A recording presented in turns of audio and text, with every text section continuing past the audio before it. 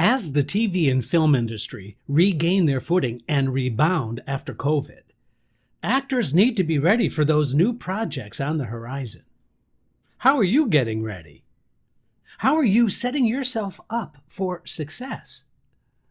Now, this new season can be just the right time to get ready with your on-camera audition skills. I've got the top 5 TV and film audition tips to get you started. All happening in this episode of Casting Actors Cast.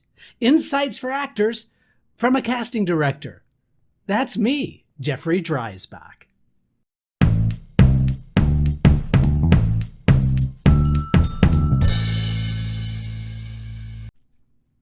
Well, hello and welcome to another episode of Casting Actors Cast. So glad that you're here. If you're new to Casting Actors Cast, welcome aboard. It's really great that you're here. We are a group of talented folks working together to answer your questions about the business of show. Everything from audition tips to business things, business matters for actors, and providing as much information as we possibly can in a very short period of time. My name is Jeffrey Dreisbach. I'm a casting director with the McCorkle Group in New York. And it is really cool that you are here. This is that moment of the podcast where I get to thank you. Listen, if you love what you hear at Casting Actors Cast, please leave me a like, subscribe. It would also be great if you could leave maybe a little bit of a review. Maybe if you find it useful, that would be amazing. Also, just to let you know that the website, castingactorscast.com, that's castingactorscast, all one word.com, is a great place for you to kind of check out, find out about past episodes of Casting Actors Cast. There's also a form near the top of the landing page that says dive into the talent pool. And if you do that, that's going to take you to another location, which is a download platform where you can download a free 100-page book called Conversation Pieces Out of the Studio, the voiceover workshop for professional actors. That's a 100-page PDF book. Right there, you can download it. It's 100% free. It's a book that I wrote about doing voiceover work. I think you're going to find that really, really helpful, at least from the hundreds and hundreds that have downloaded this book and let me know how much it's meant to them. I think you would find it really helpful as well. Additionally, you can download a free video called Casting Directors' Secrets, What They Don't Want You to Know. Yeah, but I'm going to tell you. It's a 20-minute free video. It's a private video, so not everybody gets access to that. But that's just a free thank you for signing up. And the way you sign up is just your name and your email address. By the way, I don't do anything with that email address. I might occasionally send out an announcement or send out maybe a promotional piece that I think might be valuable for you, but I don't do a spam thing at all. I am not trying to pitch a course or anything like that. I would just love to have you continue to be involved in this podcast video. Also, this is that moment where I get to shout out to my dear, dear friends at Actors Connection. Actors Connection is a great place, especially in the virtual world, if you can't get there, because Actors Connection actually brings actors and talented folks together with casting directors, agents, professionals in the business. Everything from voiceover work to seminars to it's just an amazing place where you can learn from professionals in the industry. And that's all at actorsconnection.com/New York. So that's my shout out to my friends there. And then finally, if you have a video that you would like me to critique, that is a self-submit video. Some people say self-tape, but there's no tape involved. But if that is your case, you can send that to me along with any questions that you might have in order to keep this podcast going, this podio going. It really does depend on your questions, your submitting your videos that I would actually review live on the air. It's really a lot of fun. I've gotten a lot of reaction from that. And I think you'll find it very helpful, very educational, and really up to the minute information on the best ways that you can submit your auditions to casting directors, producers, directors, that whole group. So consider going to the email address, castingactorscast@gmail.com. So is that all of the announcements? Yeah, I think it is. And so it's so cool that you are here. Let's get right into the subject, shall we? I want to talk to you about the 5 tips for auditioning for film and television that I think are going to be really important for you to know about. Now, I didn't put these tips together very quickly. I took my time based on the amount of auditions that we are doing at McCorkle Casting. Right now, we're currently working on 6 feature films right now. So here are some tips, the 5 top tips, I think, that you're going to find most useful. So let's jump right in, right? Number 1, I need you to prepare the audition the right way. What do I mean by that? That means I don't want you to over-rehearse the work. Do all of that great work that you need to do on a scene in order to make it make sense, to understand your character, to understand what the intention of the character is, all of that good work. And I've got several podcasts on how to prepare that kind of material. But I've seen actors overwork it so much that it actually comes across as over-rehearsed. So the audition needs to actually feel spontaneous. It actually needs to feel fresh, really together, really exciting. And you kind of lose that excitement the more that you work the material. Now, that is to say you need to be prepared, but be careful about over-preparing. And that brings me to the other point about over-preparing is what makes this important is I really don't want you to recreate what you rehearsed. I've said this several times, but many times actors work in, like, let's say their apartment, and they're working on the scene, or they're working with a partner or a coach, and they're really getting a good idea of how it's going to work, and they love the way their work is turning out, and that's very exciting. And then when they get to the Zoom audition, or they get to the self-tape, or they get to, God willing, they get to a live audition, all the actor is trying to do is to recreate those moments that they felt so good about when they were with their apartment scene partner or with their coach. And that's a mistake. The best auditions are the one where something spontaneous happens in the audition. So that's another reason why you want to just make sure you prepare the right way. Speaking of preparing the right way, I think it's really valuable for you to try a variety of choices and pick those choices in terms of the scene that is most interesting for you. Don't pick the choice of how to act in this scene based on what you think we are looking for. That's a mistake, because it denies you the opportunity to be spontaneous. It denies you the opportunity to infuse the character with your own personality, which makes it really unique. And it's your uniqueness that's going to book you the job. So make sure that you pick the choice of material and the way you're going to do it in a way that you are going to feel it is unique to you. So that's number 1. Number 2, bring your best self into the audition room, whether that's Zoom or live. That means we would love to have the experience of you having a good day, especially when you're coming into that room, when you're introducing yourself, when you're saying hello, all that little kind of insignificant chit chat that happens. I promise you it's not that insignificant. We get a really good sense of your personality, your energy. And so being your full present self when you come into that Zoom audition, or even when you're slating your self-tape, or, like I said, God willing, we start going back to live auditionings, bringing your best self into the room is all that you need to do. I promise you, your talent is going to speak for itself, but it's your personality that can make a really good positive impression. And that means that you just have to be a confident professional. Now, when I say confident, I'm not talking about egoing out. I'm talking about just being there, fully present, and looking forward to an opportunity to perform.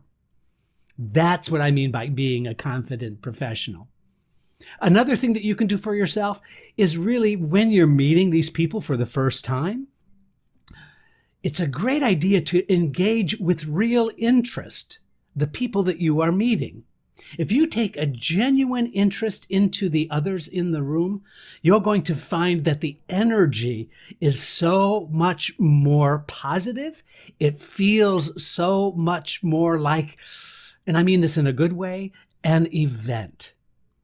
You're here, you're really looking forward to meeting these people, you're asking them genuine questions about them. All of that can really create a positive professional atmosphere.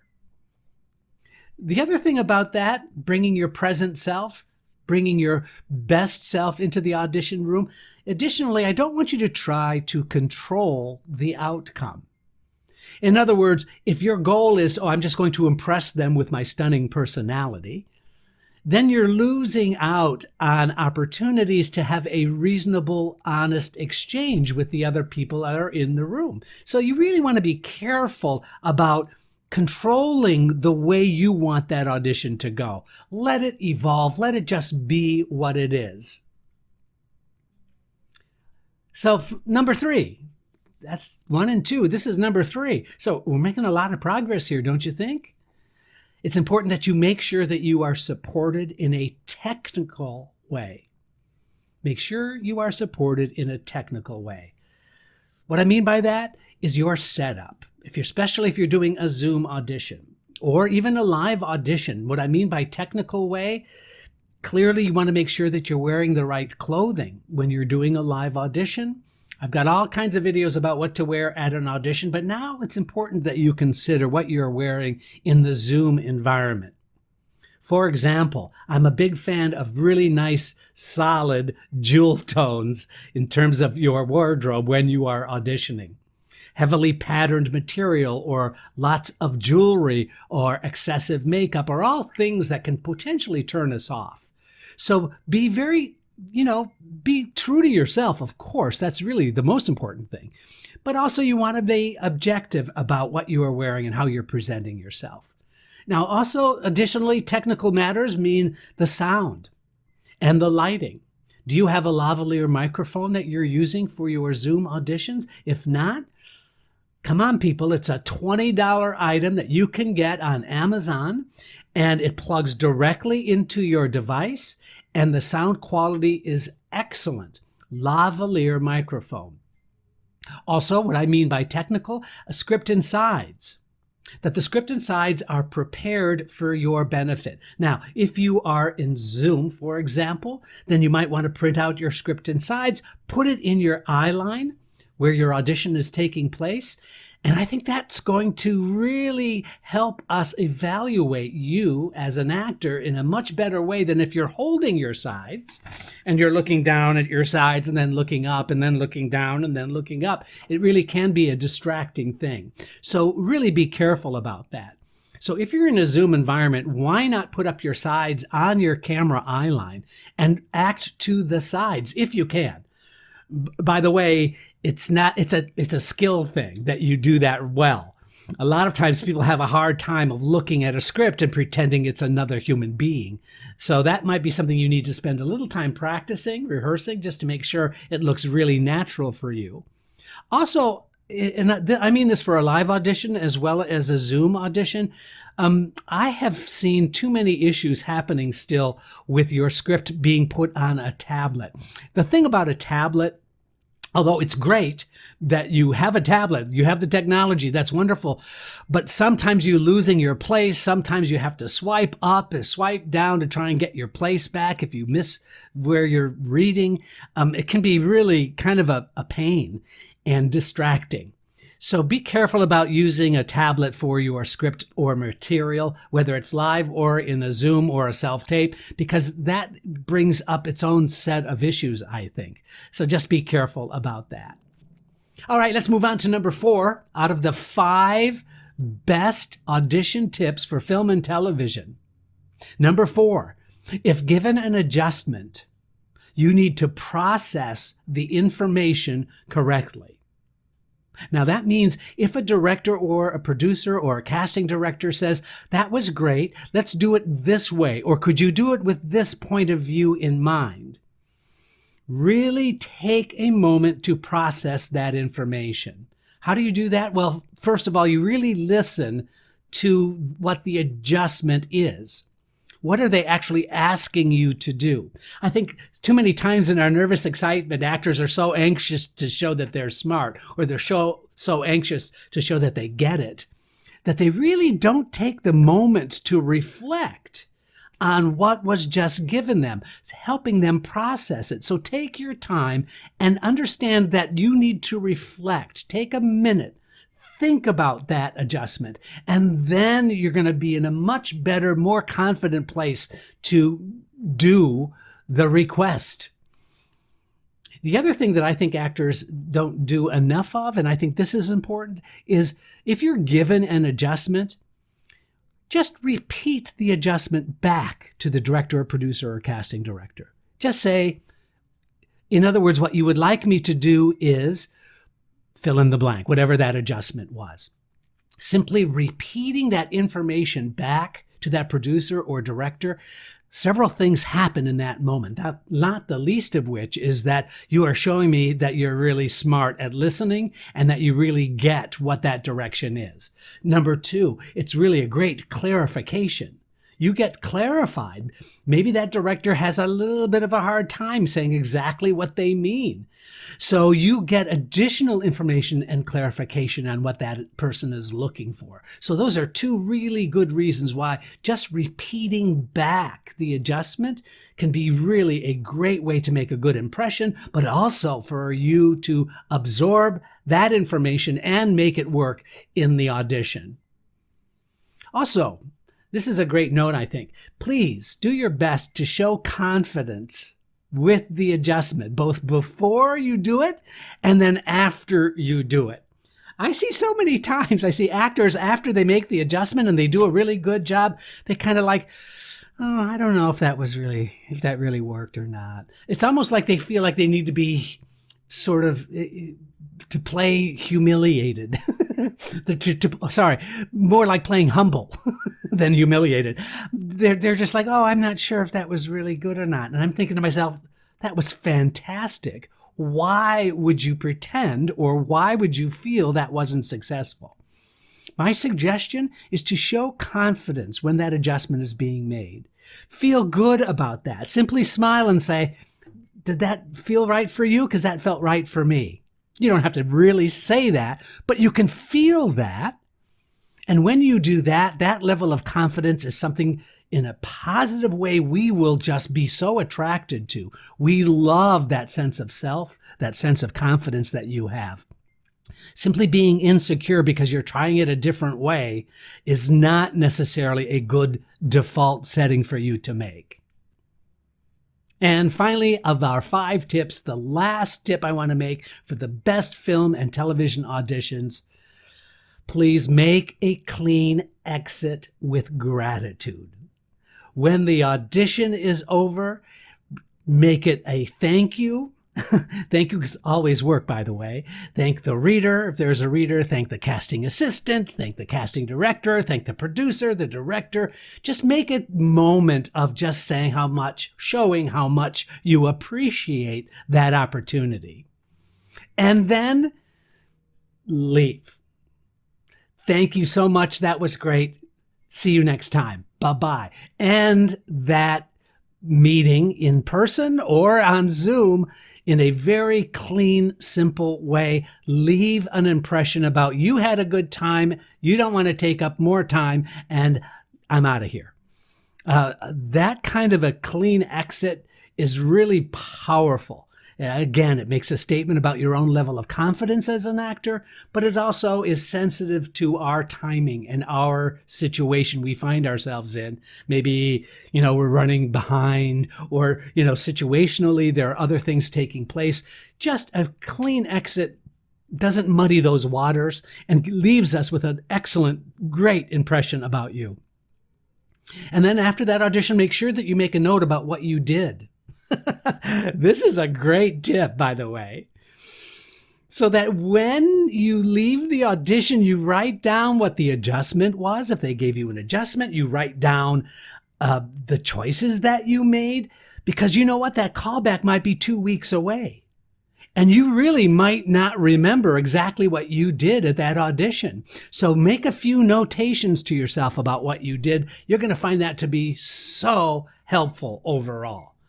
Because that callback might be given to you and you would go like, gosh, I don't even remember that. I don't remember the audition. What do I do now? And then finally, it's important that you move on. That you just simply move on. An audition, ladies and gentlemen, is just a moment in time. It means that there are going to be other moments in time where you can show your talent. This was a moment in time. Move on. Move on to the next best thing that's right for you. Chalk it up as having a good experience because you did all of these 5 tips. And when you know that you've done those 5 tips and you are able to move on from that, it's going to be so exciting when a callback happens. Because guess what? A callback is more likely now that you know these 5 tips. I'm Jeffrey Dreisbach. This is Casting Actors Cast. Casting Actors Cast is made possible with your support just by listening. Please like, share, and subscribe wherever you get your podcasts.